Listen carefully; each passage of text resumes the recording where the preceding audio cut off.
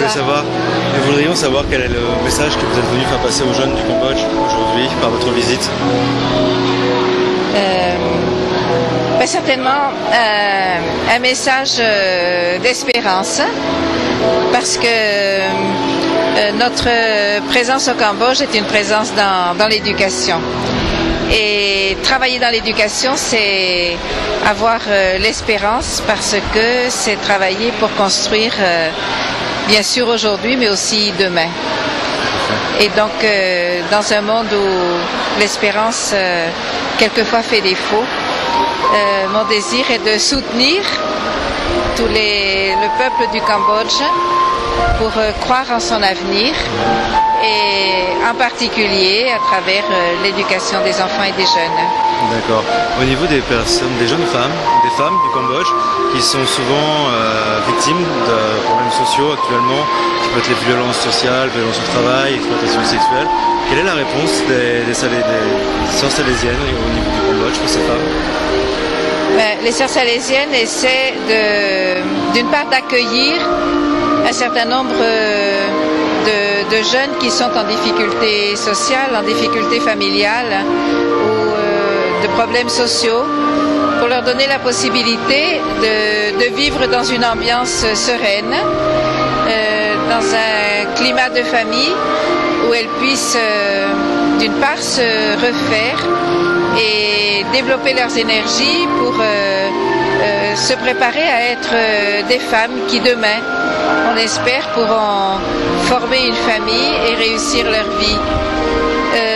Un autre aspect est le développement de la formation professionnelle, de permettre à des jeunes filles de se former professionnellement, c'est leur donner la possibilité de gagner leur vie et donc de pouvoir aussi vivre dignement, de se faire respecter et de pouvoir construire leur propre famille.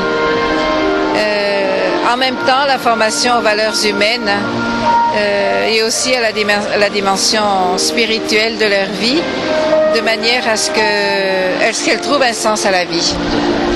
Et à travers la formation des jeunes filles, c'est aussi arrivé aux familles, parce que la femme a quand même une influence dans la société et dans la famille, même si elle n'est pas toujours reconnue officiellement. Mais en réalité, par sa présence, par son action, particulièrement pour l'éducation des enfants, elle peut avoir une influence notable.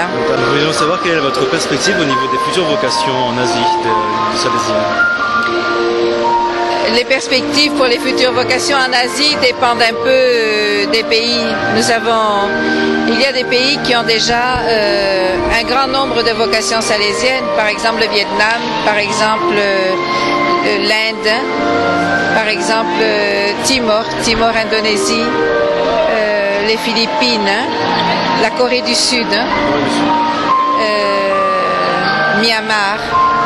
Et le Cambodge, pour son histoire, a besoin d'un peu de temps, mais déjà, nous avons la première sœur salésienne cambodgienne et d'autres jeunes sont en formation. Et donc, nous avons espoir que petit à petit, le charisme salésien trouvera aussi chez des jeunes cambodgiennes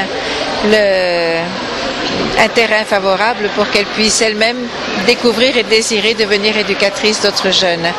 Donc les perspectives de futur des vocations en Asie est une perspective d'espérance et une perspective de fécondité, parce que nous nous rendons compte que le charisme de Don Bosco rejoint beaucoup les enfants et les jeunes dans toutes les cultures asiatiques.